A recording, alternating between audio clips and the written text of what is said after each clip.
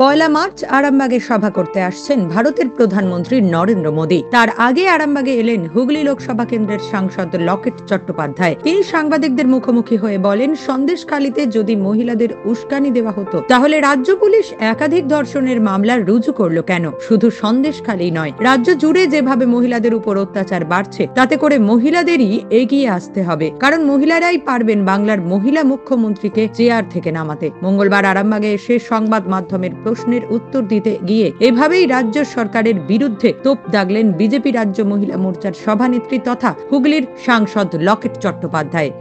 আগামী পয়লা মার্চ প্রধানমন্ত্রী আরামবাগে আসছেন এবং তারই প্রস্তুতিকরণ বৈঠক আপনারা জানেন, এবং এই বাংলায় প্রধানমন্ত্রীর প্রচার দিয়ে সারা দেশের লোকসভা নির্বাচনের শুরু করছেন আমাদের নরেন্দ্র মোদীজি। বাংলাটা কতটা প্রায়োরিটি ভাবুন তাহলে। এবং পয়লা মার্চ আরামবাগ এবং তারপরে 2রা মার্চ কৃষ্ণনগর এবং 6ই মার্চ বারাসাতে উনি আসছেন। এবং বারাসাতে উনি আসছেন সম্পূর্ণ তার দুদিন বাদেই আমাদের ওমেন্স ডে, নারী দিবস, এবং বাংলায় নারীদের ওপর যে অত্যাচার চলছে সন্দেশখালী তার জ্বলন্ত উদাহরণ। এবং সন্দেশখালীর মা বোনেদের আওয়াজ তুলেছে এবং এই সন্দেশখালীর আওয়াজ সারা বাংলা জুড়ে ছড়িয়ে পড়েছে।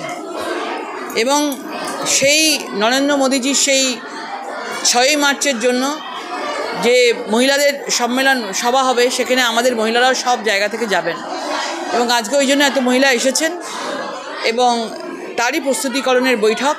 এবং আগামী দিন সন্দেশখালীর মা বোনেদের বাঁচাতে মহিলা শক্তিকে আগে আসতে হবে এবং মহিলারাই পারবেন আগামী দিনে এই মহিলা মুখ্যমন্ত্রীকে চেয়ার থেকে নামাতে। দেখুন, মহিলারা প্রত্যেক দিন যেভাবে এক একটা করে মানুষ আমরা ভিডিও দেখতে পাচ্ছি মিডিয়ার মাধ্যমে, সত্যি এটা খুব দুঃখের। বছরের পর বছর ধরে তারা যেভাবে এটাকে চেপে ছিল এবং শেখ শাহজাহান ভাইজান পালিয়ে যাওয়ার পর থেকে, তাকে খোঁজ পাচ্ছে না পর থেকে তারা যেভাবে নিজেদের কাহিনীগুলো বলেছে, সেটা অত্যন্ত দুঃখের এবং কষ্টের। এবং এই সন্দেশখালীর আওয়াজ পাওয়ার পরেও এখনও মুখ্যমন্ত্রী একটা জবাব দিচ্ছে না। সন্দেশখালী নিয়ে গণধর্ষণের মামলা পুলিশ করেছে, 2-3 জনকে অ্যারেস্ট করেছে, তার মানে সন্দেশখালীর ঘটনা সত্যিকারের ঘটনা হলে পুলিশ কখনো গণধর্ষণের মামলা রুজু করতো না।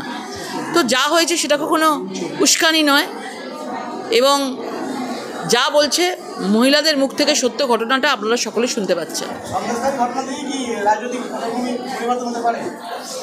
দেখুন, রাজনৈতিক পটভূমি এই 12 বছরের মহিলা মুখ্যমন্ত্রী থেকে মহিলাদের সুরক্ষা দেওয়ার বদলে মহিলাদের আরও অত্যাচারের দিকে ঠেলে দিয়েছেন। আজকে মানব পাচার পর্যন্ত, মহিলা পাচার পর্যন্ত এই বাংলা থেকেই হচ্ছে। বিভিন্ন জায়গায় আরামবাগের খানাকুলে সেদিনকে যে ঘটনা ঘটেছে মহিলার সাথে, যেভাবে পুলিশ মেরেছে, যেভাবে উনি বলছেন, চারিদিকে এই সন্দেশখালীর আওয়াজ সব জায়গায় পৌঁছে যাওয়াতে মহিলারা বিভিন্ন জায়গা থেকে জেলা থেকে আওয়াজ উঠে আসছে।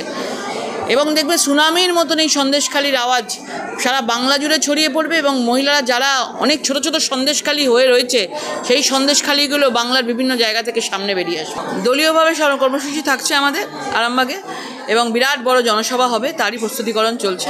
হুগলি থেকে আমি দাঁড়াচ্ছি, হুগলি ছেড়ে কোথাও যাব না, হুগলি থেকেই দাঁড়াচ্ছি। হুগলি থেকে আবার জিতে আবার আমরা পার্লামেন্টে যাব, নিশ্চিন্ত থাকুন।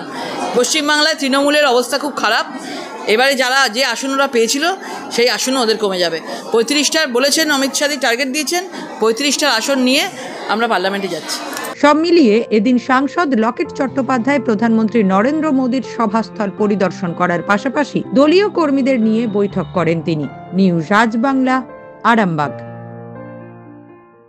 নিঃসন্তান হওয়ার কারণ স্বামী বা স্ত্রী যে কেউ হতে পারেন। IVF এর অ্যাডভান্স সায়েন্স আর এক্সপার্ট কেয়ার লক্ষ লক্ষ কাপেলের স্বপ্ন সার্থক করেছে। তাই বন্ধাত্বকে হারাতে আপনাদের অবশ্যই আসতে হবে আরামবাগ প্রাণ IVF ফার্টিলিটি সেন্টারে। এখানে চিকিৎসা করিয়ে অনেক দম্পতি সন্তানের মুখ দেখেছেন। আমাদের ঠিকানা আরামবাগ বসন্তপুর আমতলা বিবেকানন্দ পল্লী 2 নম্বর রেলগেটের পাশেই। মোবাইল নাম্বার 7865858781 অথবা 7908098172।